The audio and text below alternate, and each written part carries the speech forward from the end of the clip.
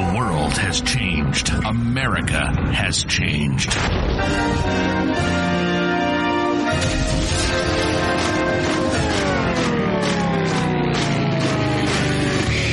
If something were to happen tomorrow, how self-sufficient would you be? Could you grow your own food? Could you sustain your own livestock? Could you survive? This is the We Grow Our Show with Nick and Don. Nick and Don talk about everything from politics to planting. They cover techniques, methods, and tips on how to not only survive, but thrive. Visit the website at WeGrowOurs.com. Lock and load. This is the We Grow Our Show. Get your grow on. Welcome back to the We Grow Our Show. We got a great show lined up for you today, folks. So I hope you brought your listening caps. Don, you with me?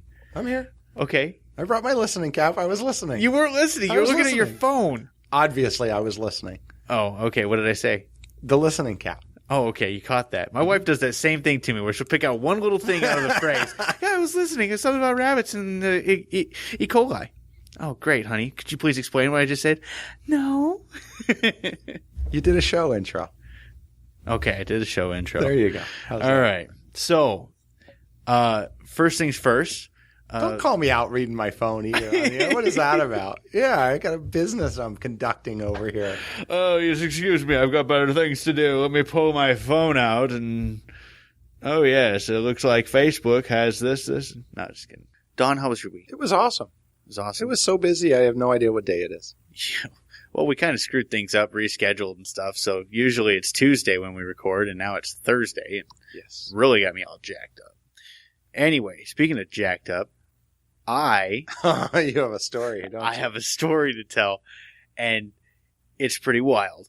Let me preface it with that. For those who don't know, I repair copy machines during the day. Copy repair tech by day, mass murder of the cute and fluffy by night. That's what I do. So I had just finished up a call, and I was in my truck in the parking lot finishing up paperwork, and I'm rolling out of the parking lot, and I look ahead, and this girl bails out of a building with her phone in hand in nothing but her underwear. No joke. Looking at her, I'm like, oh my gosh, what's going on? I immediately go into, who's chasing her? And so I rolled up real fast. She ran out and was going behind this building and ducked back by the dumpsters. And so I rolled down my window real fast, and I was like, are you okay? And she's talking on her phone. She's like, yeah, I'm fine. Are you okay? I'm like, you're in your underwear running with a phone, or what's going on? She's like, this is the strip club. I was like, oh, and I'm looking up, lay girls right across the top. Like, oh, I've got perception issues. Oh, that's too funny. So, yeah, this would-be hero of the day. At least you tried. Yeah, and then I tried to sell her rabbits. So, no, I'm just kidding. I would not put that past you in the least. Oh, you're okay. Well, why don't you mix rabbits into your act? I don't know. I've got some here if you're interested. I know a guy. Anyway, she's looking at the side of your truck with a rabbit with a machine gun on it like, oh my God, I should not be out here. This is no longer safe. Maybe I should have worn clothes. Seriously, though, I thought the whole point of a strip club is to keep the naked girls inside so you can make money. I would assume it is. Unless she was chumming for more people to come in. That's just bad. Oh, it was the strangest thing. All right, so we had a good show lined up for you. Yeah, sorry for all of the good Christian folks that I just offended with that, but you were trying to do the right thing. And I help out a young lady with a damsel in distress. I mean, that wasn't a scenario that even played out in my mind. Right. It was just, oh my gosh, there's a girl that needs help. Anyway. So, back to, whatever this is. Oh, all right. We've got, up next, we've got Don with Prepperfest, Arizona. Why don't we go ahead and get him on? Sounds good.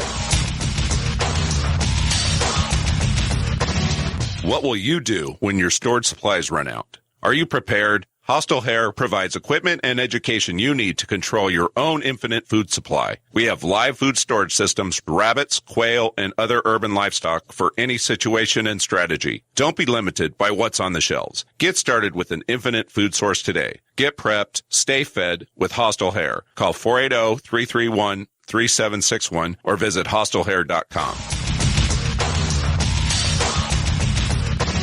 All right, welcome back to the We Grow Ours show. We've got a guest on the line, Mr. Don Westover with Prepper Fest, Arizona. How you doing today, Don? I'm doing fabulous. How about you guys? I'm doing all right. I think it's going to get a little confusing here because we got two Dons and a Nick. I'm Don Dover. You can just refer to me as DW. DW. Yeah, the girl from Arthur. That'll work. No. Sorry, I had to go there. So what's going on, man? You got a Prepper Fest coming up. What can we expect there? We are so excited, guys. This is our fourth show. We outgrew the Phoenix Fairgrounds, and we are now at a brand new facility at Westworld in Scottsdale. They built a building for the Barrett-Jackson Auto Auction, and it's a fabulous building. It's 125,000 square feet. Whoa! And we're going to be one of the first shows, other than the auto auction, that's going to be at that facility. We're expecting a little over 5,000 people for a 2-day event. It's going to be Saturday and Sunday, October 25th and 26th, at Westworld, right off the 101 there in Scottsdale. You know, that is an awesome venue, too. I've been going out to Barrett-Jackson for a long time. I love the Westworld venue. It's just a nice place. So I'm looking forward to this. This is the first one there, and I'm looking forward to it. So yeah, well, it's great. You know, I mean, the audience that are coming to these shows across the board, I mean, people are recognizing that, you know, having some extra things on hand and preparing is a good thing. I mean, if you're listening and you're in the Phoenix area, you know, all of a sudden the rain came and the freeways were flooded and cars are floating down the freeway. You never know when things are going to happen. So we like to look at it as, you know, we're not worried about the end of the year or the end of the world, but we recognize who's going to fault you for having some extra things on hand. You come to this show and you're going to be amazed at all the different products that people have to have things on hand that you're going to go, this is really handy. Well, not only the products, but you have how many educational booths? Or the I guess we're going to have 80 different classes over the weekend. We've got 4 classrooms and we've got 80 speakers. And that's all included as part of the admissions for this thing. It's all part of the whole deal. Absolutely. We're real focused on education. We really want people to understand that there's a lot of practical things that people can do to prepare for whatever comes your way. Couldn't agree more. I mean, yeah. I mean, there's sometimes that all you've got is what's in your mind. So it's good to prep both mentally, you know, educational wise, and then also you got a bunch of products there that are good to go. Yeah, you get your shopping done and learn how to use the stuff you buy. Exactly. And it's great just to have peace of mind to know that you got stuff on hand, and if you run out of stuff or something, there's a shortage, you've got that stuff, whether it's food or medical supplies or extra water.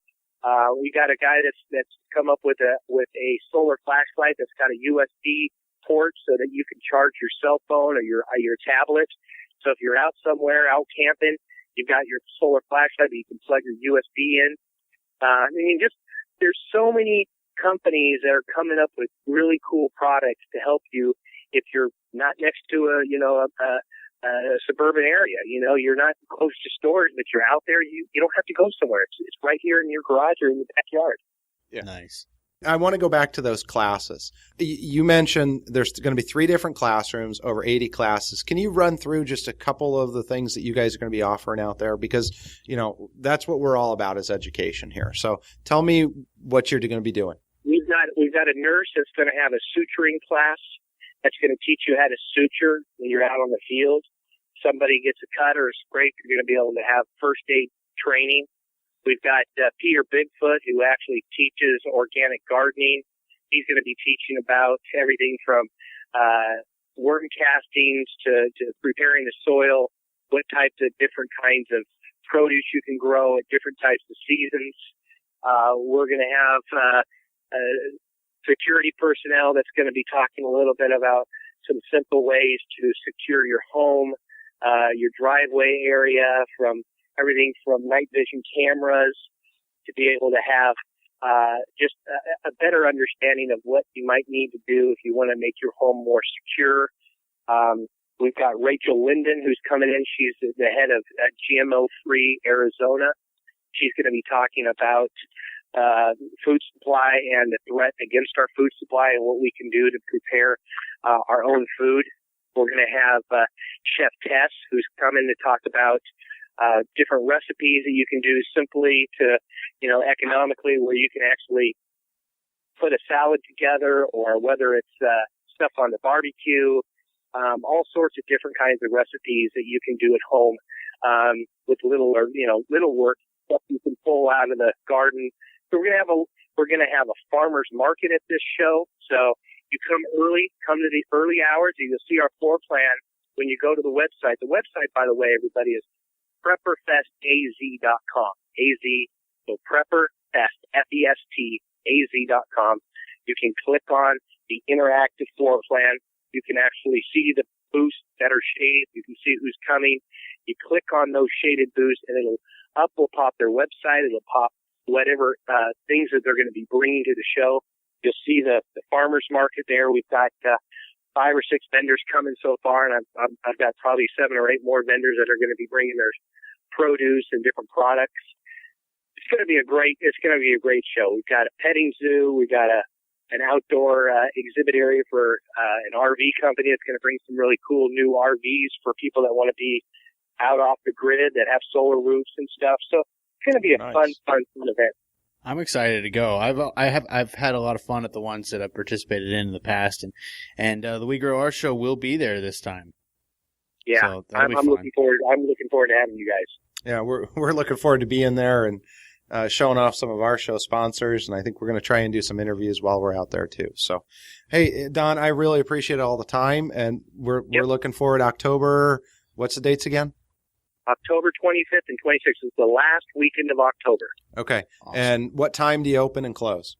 9 to 6 on Saturday and 9 to 4 on Sunday. And that's at Westworld Scottsdale. Perfect. We'll get the information posted on our show notes as well and get a link out there. So hopefully everybody in the Phoenix area can come and visit. Great. Love to have you. Thanks. Thanks, Tom. Okay, guys. We'll talk to you later.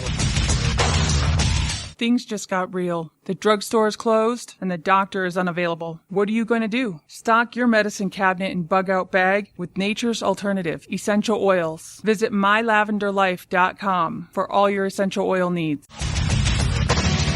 Wow, I think I found a Dawn I actually like. Burn. Just kidding. No, I think this upcoming Prepper Fest is going to be a good time. I sure like the venue. Yeah, the venue's Westworld's going to be nice. And I'm glad they're only doing a 2-day, because the 3-day ones, it's like the same people are coming every single day. Yeah. And I think Tony was double counting. Oops. Well, I certainly like the education portion of it. Yes, that's cool. I'll give him that. Everything's centered around education. Yeah. So I'm looking forward to that. In fact, Nick, you're going to be putting on a class, aren't you? Yes, I am. And let me guess, rabbits?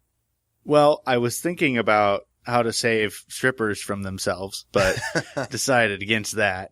But yeah, Rabbits 101 probably. Rabbits 101. The sweetened condensed version. You should switch it up a little. Do something a little more advanced this time.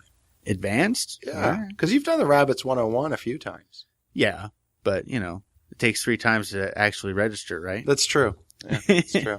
Well, hopefully all of our audience will come visit us too. Yes. So if please you guys do are come. in We're going to have a Phoenix, booth there. It's going to be awesome. Yeah, we're going to be somewhere back there near the classrooms, and we'll be there like kissing babies and we're going to kind of be all alone. Come on, it's funny. Yeah, I'm going to be And talking offensive. on black soldier flies. That's right. You've got the class right after me or right before me, whatever I think we that's want. Saturday, like 2-ish, 2:30. 2:30. I think I go first. I don't know. I'll have to double check. But 2:30, one of us goes. 3:30, the other goes. Cool. So black soldier flies and rabbits. They kind of go hand in hand. I think black soldier flies are a key. So I think they go poop and mouth. I've had 2 monsters today. I am tell. jacked. You think? Sorry. Moving on. We actually had somebody call in and leave a message. Yeah, they used the voicemail thing. They used the voicemail. Thank you, Brian. Somebody figured it out. We've got Brian from India. Indiana.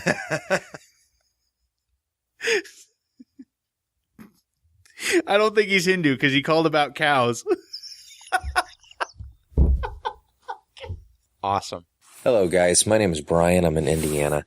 My question is for Nick. Nick, you mentioned that you used to raise a lot of rabbit meat, and I'm curious on how much processed weight you raised each month, what you charged per pound, and how you found all your customers. I'm contemplating raising rabbits and or quail, I guess, and my concern is that I'm going to raise a bunch and not be able to sell it, and I'll be stuck with a lot more than I can eat.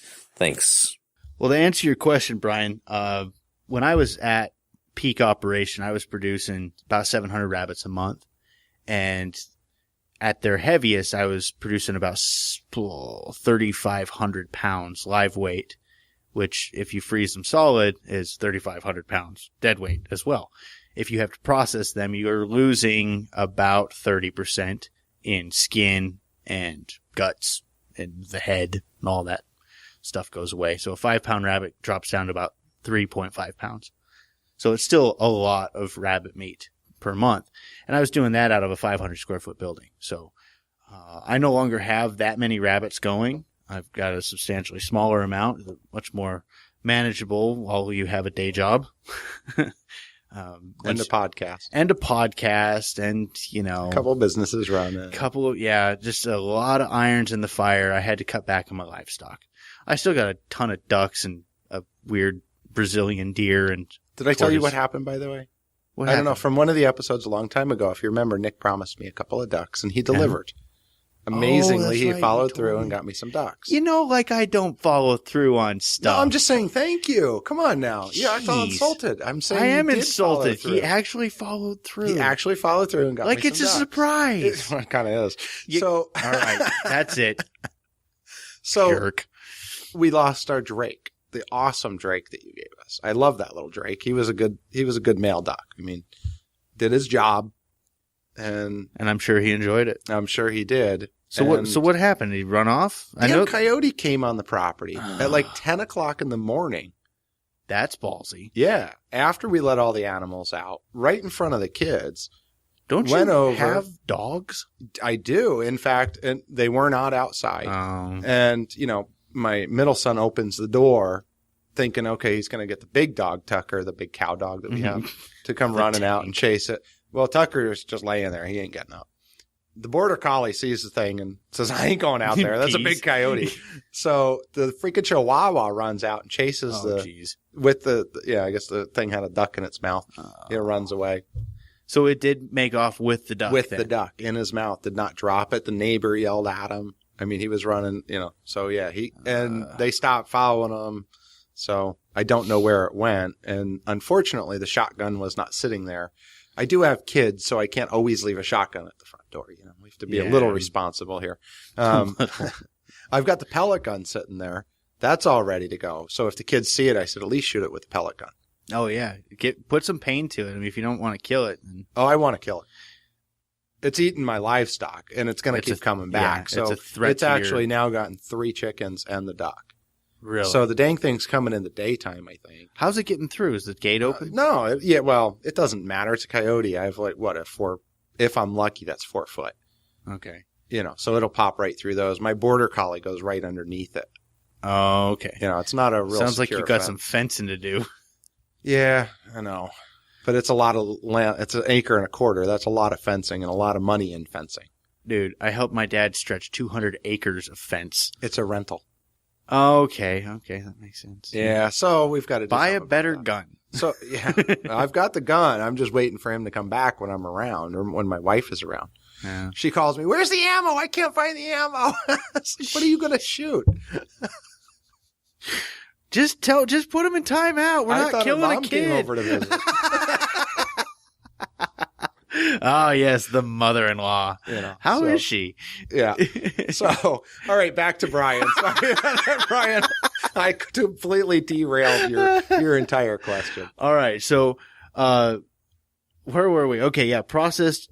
The amount I processed a month was about 3,500 pounds. I wasn't actually cutting and gutting them. my customers wanted them whole. Their animals wanted to feel like they killed it. A lot of reptiles, a lot of monitor lizards, things like that. So that's kind of the other part of this equation that Brian asked. Yes. So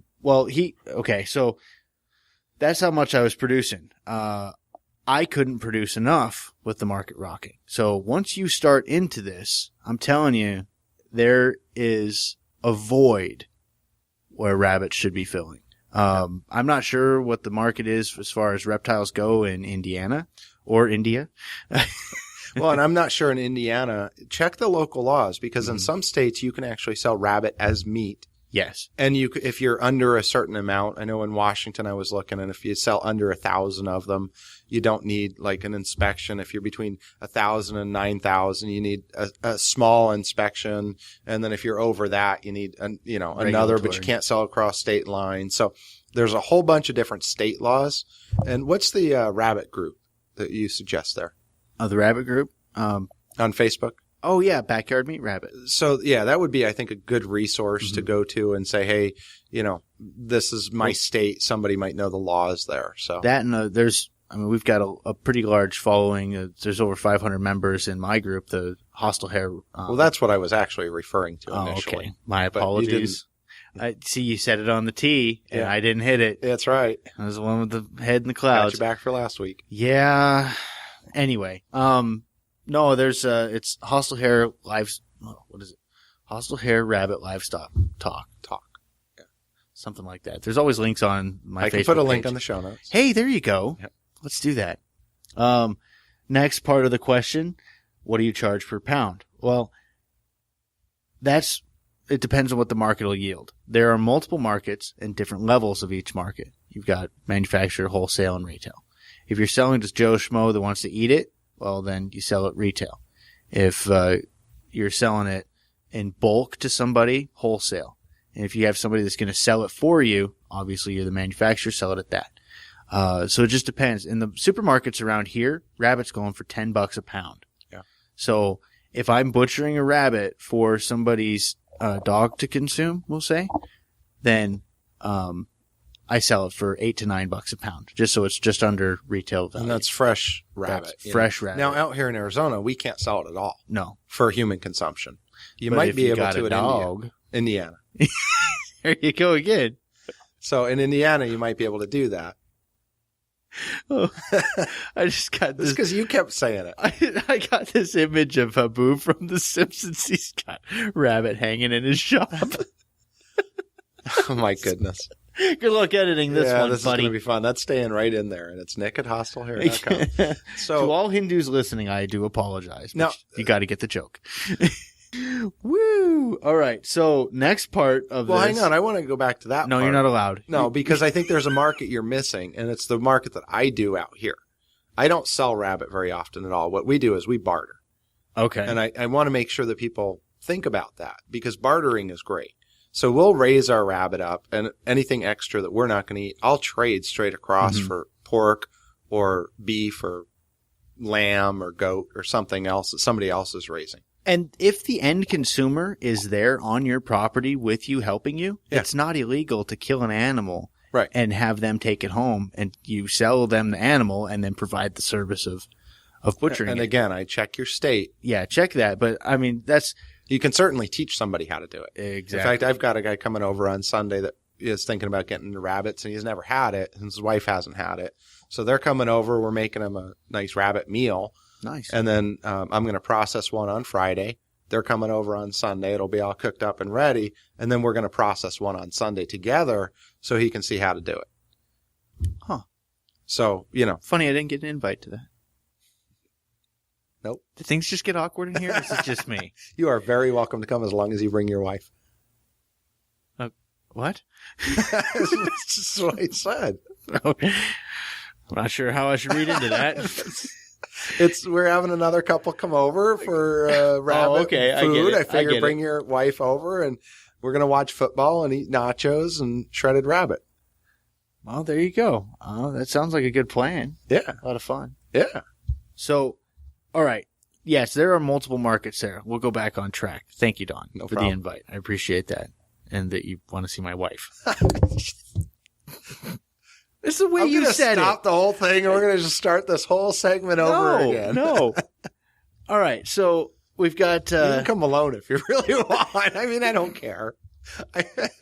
If you guys could see this, Making me feel all Don's guilty. face is bright red. Yeah, It's awesome. He's getting nice. nervous. He's going to smoke his butt out. I'm just thinking of all the editing that I have to do. No. Are you gonna edit this out? This is No. golden. Anyway, back to Brian. Brian, sorry, we're just so distracted by ourselves. We just really love each other. Yes, I am going to edit that out. No more monsters for you. Good Woo. Lord. All right. So, other markets available. Yes, you can barter.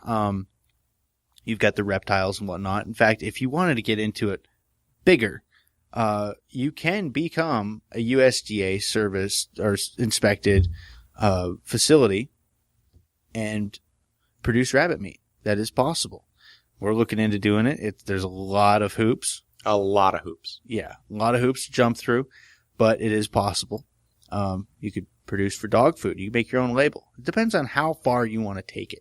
I'm surprised there aren't a lot more dog food. Rabbit. I mean, because rabbit is so good for dogs. Oh, yeah. And you're feeding them the whole thing. Yeah, you could. I mean, don't cook it raw. You can feed the dogs Mm-hmm. raw. And check with your vet, I guess I should say. Well, okay. You know. Here's the deal. A dog in the wild is going to eat a rabbit minutes after it's dead. Right. An animal that's minutes old, minutes dead, is not going to be on the way towards rotting. Even the innards aren't going to be like that because it was a living, healthy animal. Right. And even if it was slightly sick, it's not going to become putrid or anything like that. Right. And I've seen dogs eat some pretty nasty things. Oh, yeah. So if you kill it, cut it, gut it, throw it in the freezer, you've preserved it until it can be eaten. Yeah. This is basic stuff I'm going over, but just keep these things in mind that a dog does not fire up the barbecue and rotisserie its rabbit. It eats it while it's still twitching. I think most people worry about the bones. The bones? And I think that the reality of that is the dog can digest raw rabbit bones. Yeah. Because they're going to chew them up and they'll digest them. Now, if you've never fed your dog rabbit, I don't think you should go feeding your dog an entire rabbit right after you've slaughtered it. It's probably going to get sick. But if you slowly introduce rabbit as part of their diet, the bones aren't going to hurt them. You got to build the bacteria in their gut for it. You got it. Build that bacteria up a little bit, get them used to it, and feed them the bones too. Because if they're not cooked, they're not going to splinter like they do, Exactly. like chicken bones that have been cooked and whatnot. So, and plus, rabbit bone is a thicker bone. It's not hollow like your fowl is. Exactly. So you don't have to worry about the So there's a whole snapping market and the out there. cracking. And, yeah. Yeah. I would. I don't want to be your marketing director here, but I would definitely post some ads on Craigslist. How I got started, I had 5 rabbits. 5 rabbits became 50 in 8 months. The reason for that is I sold all of their babies on Craigslist and I maxed that market out. And then I had enough rabbits that I started making business cards and going around to reptile owners and so on and so forth. And eventually I got to where I was supplying some pretty big orders to wholesalers that were supplying them to wildlife habitats or rescues and things like that. right. So the sky's the limit. Bottom line is, if you really think about it, we've got 350 million people in the United States. Is that right? All of them consuming 1,200 to 2,000 pounds of food a year. So I don't really want to do the math on that, but food is always going to be needed. Whether you vote right, left, or center, everybody eats food. Right. So it doesn't matter. So what's the other part of his question? He also asked how to acquire the customers. That's just a whole lot of legwork, buddy. And you make up a cool logo with rabbits and guns. No, don't do that. I already did. But yeah, well, and that, I guess that comes down to legwork, Mhm. and you don't need to start with 100 rabbits. Exactly. You start with 5 rabbits. Yeah, and 5 move rabbits is on from there. perfect. Yeah. And that's the other thing is you're probably going to find people that want pets. I mean, how far are you from Riggs College in Idaho or I guess you said Indiana. Sorry Sorry about this, Brian. Oh, Brian. Long way around to get the answers to your question. I think we're losing a listener with this. I was really hoping that this would have more people asking questions via voicemail so we could get them on the show. And now I'm worried that we're not going to get any more. our numbers are going to drop off. Oh my gosh. Anyway, so also you were thinking about raising quail. People, I don't know if there's falconers in Indiana.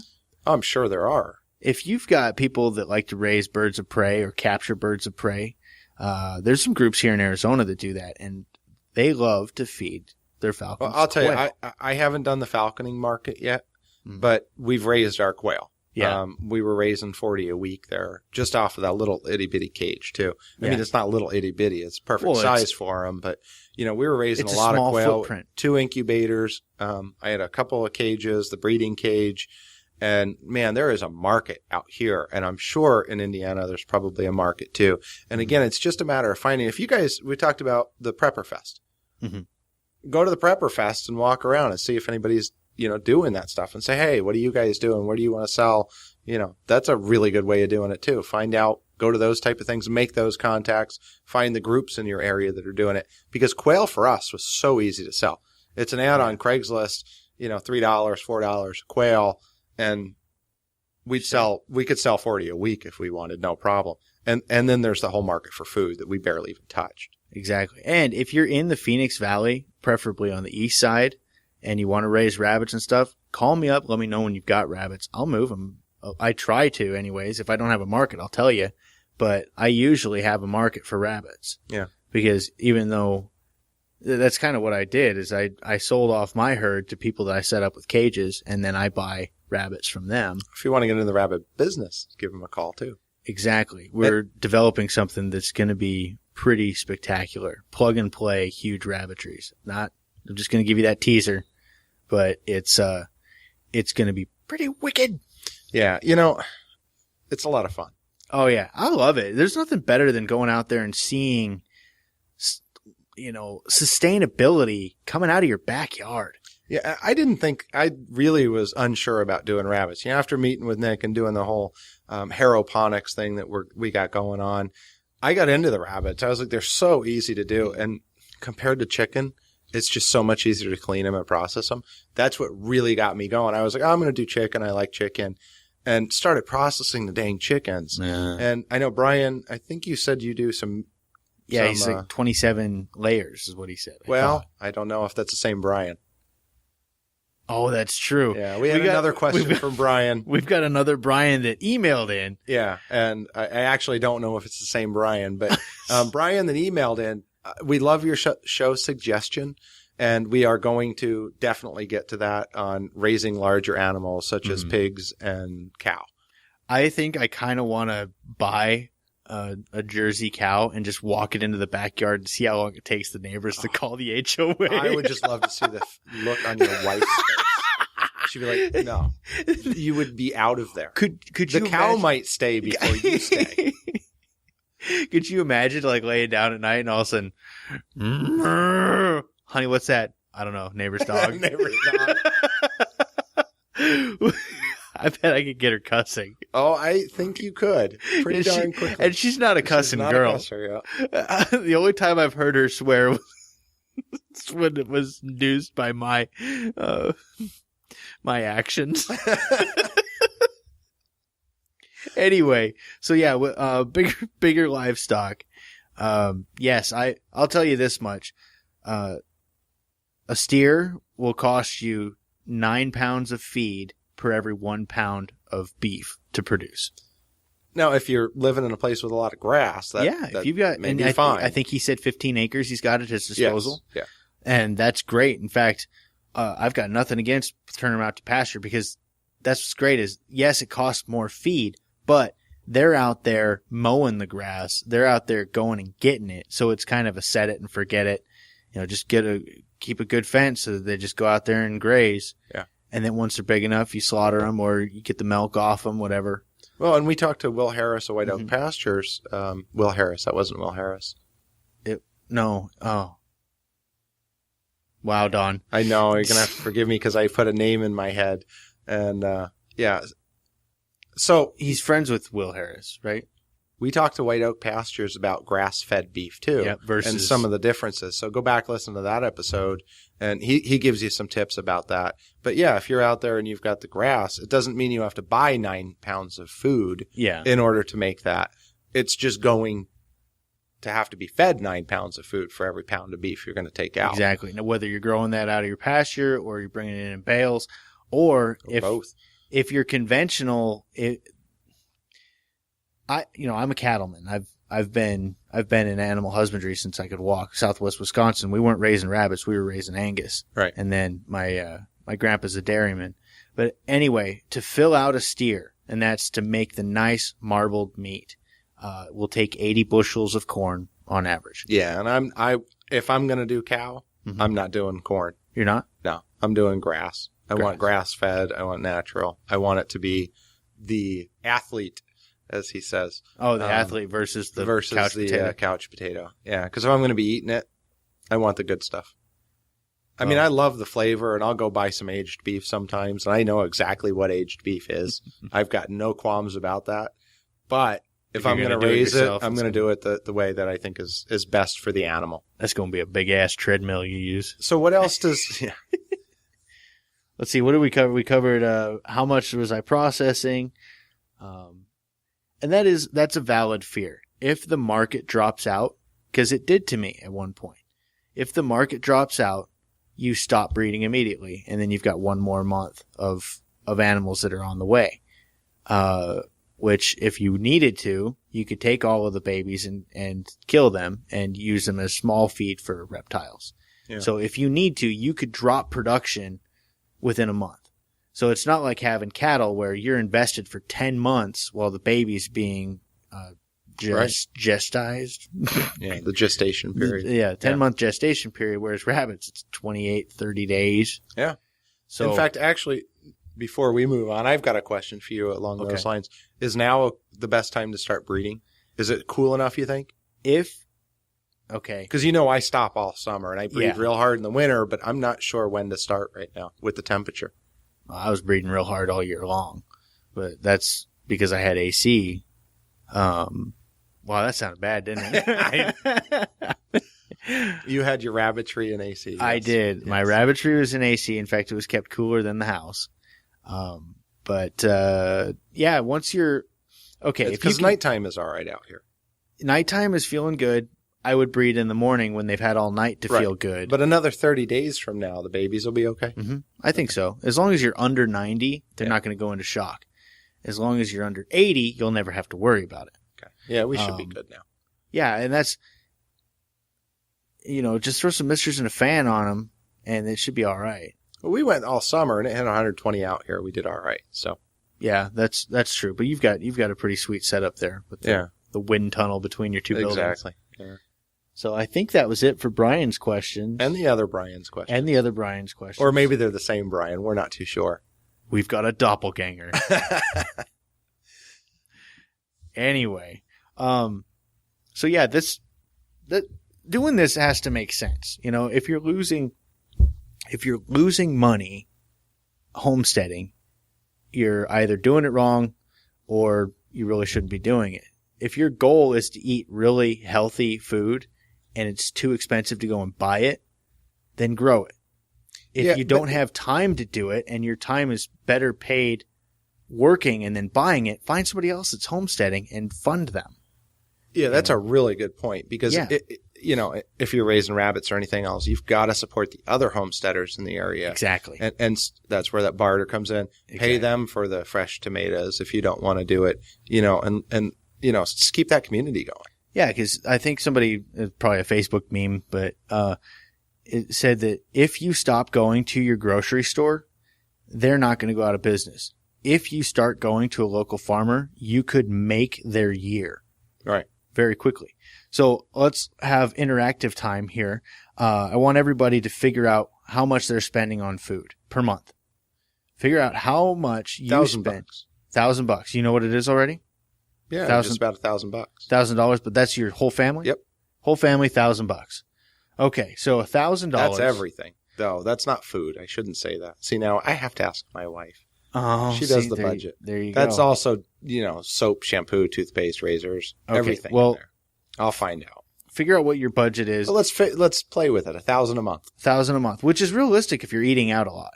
We don't eat out, but we're trying to eat organic, healthy, Okay. and we're growing our own too. So $1,000. You have one breadwinner in the house, correct? Anyway, so we'll make it simple. Copy repair tech making $19 an hour. Copy repair tech making $19 an hour, feeding 2 people. It costs about $800 a month to feed both of us because we go out to eat a lot. We eat healthy at the house, but not so healthy when we go out to eat.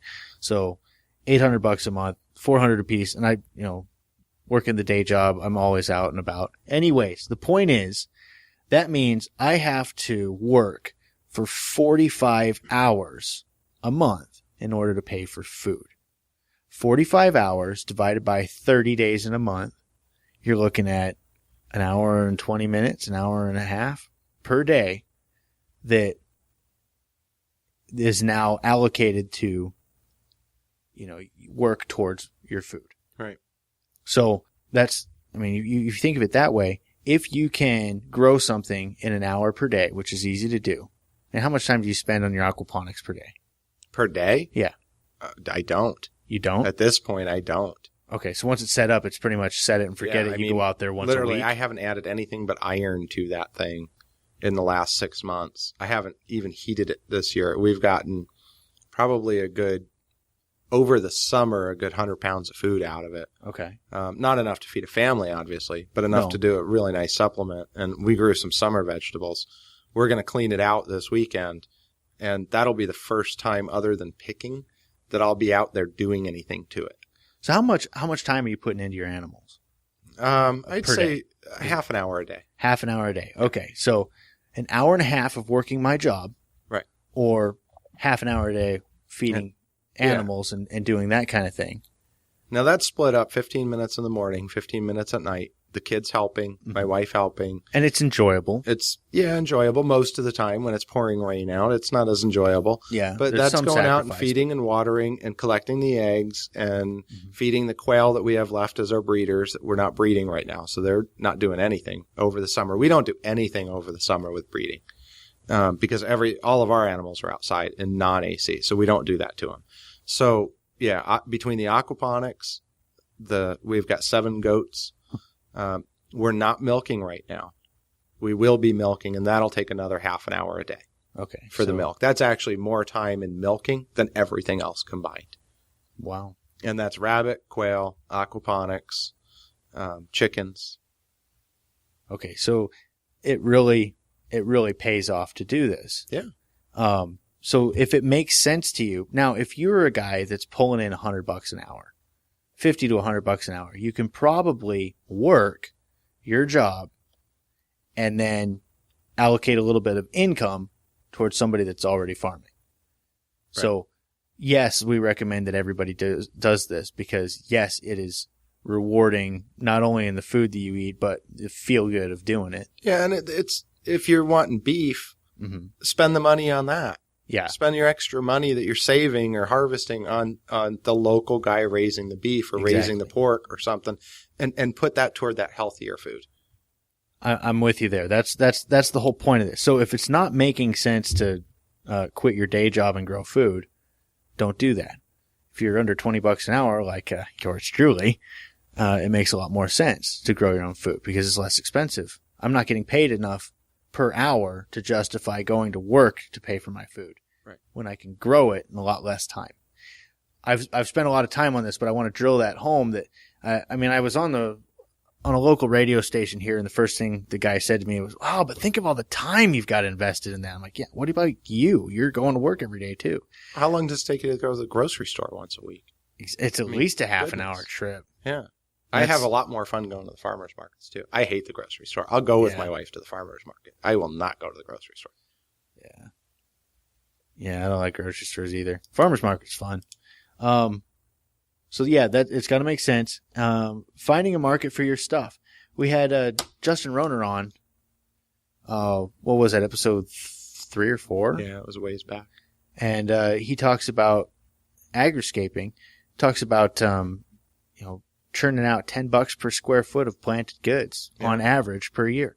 It's enough to hire someone. It is. I've got 2,500 square feet in my backyard. That's $25K a year I could pull off of my backyard. That's about a third, about half my income, roughly, a little over half my income.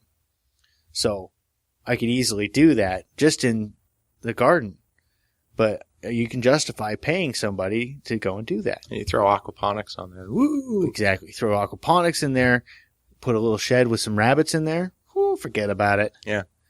So speaking of rabbits, we're going to have another podcast, hopefully next week, with another guest on. And we've got a new product that I think is going to be killer. I want him to introduce it. Yeah, we'll hold off to introduce it until I'm excited. Speaking of rabbit poop. Yes, exactly. So yeah, we'll cover that next week, hopefully, if not the week after. Yep, absolutely. Well, that pretty much wraps it up for this show. Yes, you've got anything else, Don? Well, I'm going to do my wrap up as always, so everybody can tune up now. But send your voicemails in. Thank you, Brian, for doing that. Yes. I hope we hear from the rest of you. We won't always, chop it up quite so much. We'll answer the question. But yeah, no, wegrowours.com. We're wegrowours.com/ask us. On Facebook, you can also see the send voicemail. It's on our website everywhere. Every page has it on the right.